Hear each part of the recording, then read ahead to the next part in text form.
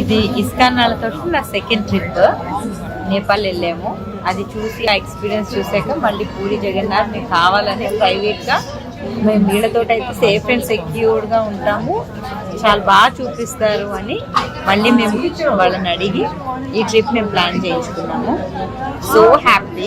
ఎప్పుడు బయటికి వెళ్ళాలన్నా ఎవరైనా సరే వాళ్ళతో వెళ్ళాము అంటే మాత్రం 100% సేఫ్టీగా హ్యాపీగా ఉంటాం. మంచి దర్శనాలు, చాలా బాగుంటుంది ఎక్స్పీరియన్స్.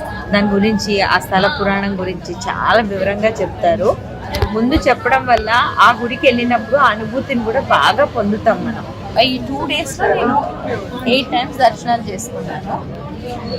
ఎంత చూసినా చూడాలనిపించింది. కానీ ఇంటికి వచ్చినాక లేదా బస్సులో కూర్చున్నప్పుడు కళ్ళు మూసుకుంటున్నప్పుడల్లా నాకు వేరే ఏమీ కనపడట్లేదు. ఆ జగన్నాథుడు, ఆ కళ్ళు, ఆయన ఉన్న ఆ ప్లేస్, అదే కళ్ళలో మంచి అనుభూతి.